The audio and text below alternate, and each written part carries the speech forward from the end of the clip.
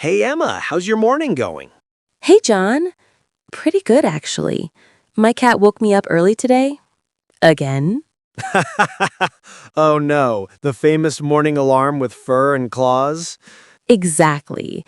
It was 6 a.m. and Luna, that's my cat, decided it was breakfast time.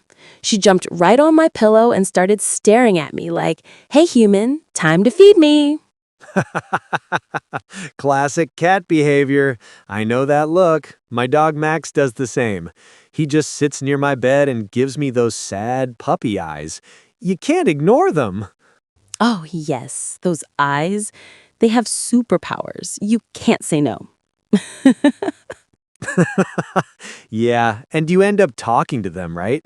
Like they understand everything you say. I do that all the time. I talk to Luna every day. Sometimes I think she actually understands English. The same here. I talk to Max like he's my best friend. Sometimes I even ask him for advice. What? You ask your dog for advice? Yeah, why not? He's a good listener. He just tilts his head, looks very serious, and then licks my hand. That's his answer for everything. That's so cute. Maybe he's saying, "Don't worry, John. You're doing great." Exactly. Dogs have that comforting energy. Even if they don't speak English, their eyes say a lot. True. And cats, on the other hand, act like royalty. They'll listen to you only if they feel like it. Oh, yeah, cats have that attitude. Like, you may speak human. Yes. One time I was talking to Luna saying, "Luna, please don't jump on the kitchen counter." And she just looked at me, blinked slowly, and jumped anyway. That's exactly why I'm a dog person. At least dogs pretend to listen. Yeah, cats are like teenagers. They have their own mood. So, do you ever practice English while talking to Luna? Actually, yes. That's one of my secret English practice tricks. I speak to her every day in English. It's like talking to a silent partner. That's genius. You get to practice speaking, and no one judges you. Exactly. I say things like, "Luna, did you eat your breakfast?" Or, "Are you sleepy, baby?" Or, "You're so beautiful today." That's adorable. I do that too with Max. I say, "Max, let's go for a walk." Or, "Good boy, you're the best dog in the world." Oh, that's so sweet. Talking to pets actually helps people become more confident speakers. Yeah, I agree. There's no pressure, no grammar worries. You just speak naturally. Exactly. And pets react with expressions, wagging their tails, blinking, or meowing. It feels like a real conversation. Yeah, like yesterday I said, "Max, should I go to the gym today?" And he looked away. I guess that was a no. Maybe he wanted you to stay home and play. Maybe. I love how dogs and cats bring humor into our lives. Totally. Even the small things, like I sometimes say, "Luna, don't touch that glass." And she stares at me, then slowly touches it anyway. Oh my God, that's so true. They do it just to see our reaction. Yeah, and then I go, "Luna, you naughty girl." And she runs away with her tail up like she's proud. It's amazing how talking to them makes us happier. Like, they don't talk, but they listen. Yeah.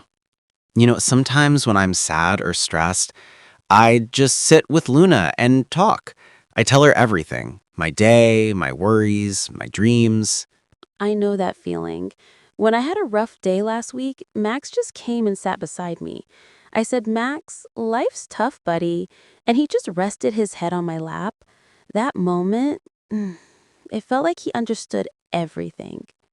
Aw, that's so sweet. Animals really feel our emotions. They do. And honestly, they teach us how to be calm, patient, and kind. Yeah, and playful. We forget to laugh sometimes, but pets remind us. Exactly. This could be a fun English challenge for beginners. What kind of challenge? Like, talk to your pet in English for 5 minutes every day. Just use simple sentences. Are you hungry? Do you want to go out? Good morning, buddy. That's a great idea. It's easy, fun, and builds confidence. Right. Even if someone doesn't have a pet, they can talk to a toy or even a plant. Yeah, exactly. The point is to speak out loud without fear. So true. When we speak without fear, our fluency grows faster. Yeah, and pets don't correct your grammar, which is the best part. Yeah, Max never said, John, you missed a preposition. Imagine a dog correcting grammar. It's not good boy, it's a good boy. That would be terrifying. Yeah, I'd stop talking right away. You know, I once recorded myself talking to Max, and later I realized I spoke for 10 minutes without pausing. That's awesome. You were practicing English without even knowing it. Exactly. It helps with thinking in English.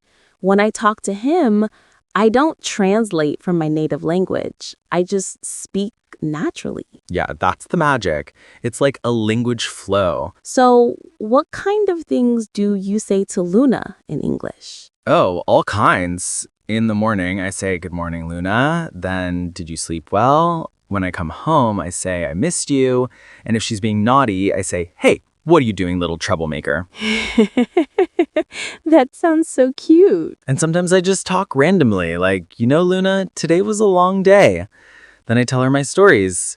She just purrs and closes her eyes. That's so relaxing. Pets make home feel peaceful. Absolutely. And for English learners, it's a great way to build daily speaking habits. Yeah, because when you talk to pets, your English becomes natural, not memorized, not robotic. True, it's real conversation, just with fewer words. And sometimes more tail wags and purrs. Exactly. I think we should share some useful pet phrases for beginners. Good idea. All right, let's try some simple sentences they can use every day. All right, here we go. Good morning, buddy. Are you hungry? Do you want to go for a walk? Don't eat that. Sit, please. Good job. You're my favorite. I love you, baby.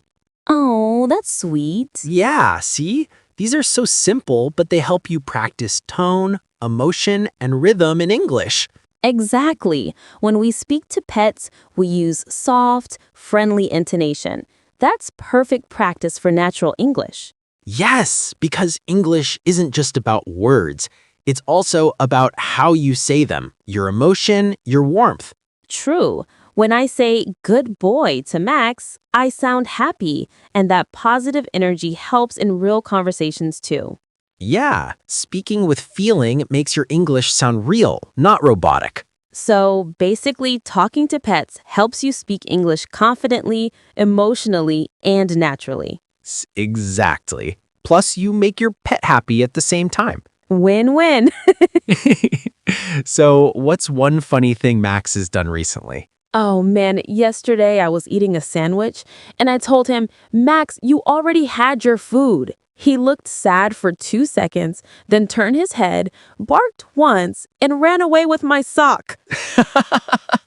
That's hilarious. He got his revenge. Yeah, I said, hey, come back with that sock. And he just wagged his tail like, nope.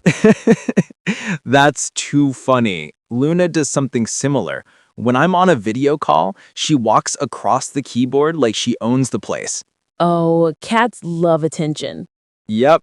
So I tell her, Luna, please, not now. Mommy's working. And she just sits right on the laptop. Perfect timing. Yeah, she's my little drama queen. Pets are honestly the best conversation partners. Cute, patient, and full of personality. I totally agree. And you know what? Talking to pets can even improve your mood. Yeah, it releases stress, and it's free therapy. Absolutely. You know, I think English learners should really try this. Talk to their pets every day. No grammar fear, no audience, just love and language. Beautifully said, John. That's the secret to fluency. Speak with joy, not fear. Exactly.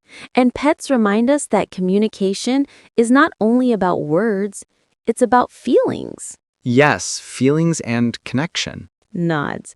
So next time you talk to your cat or dog, don't feel silly. You're practicing English and love at the same time. I couldn't agree more.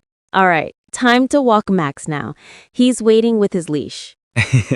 And Luna is probably waiting for her dinner. Well, let's both go talk to our pets in English. Do you- Give Luna a cuddle from me. Sure, and tell Max he's a good boy from me too. Will do. See you next time.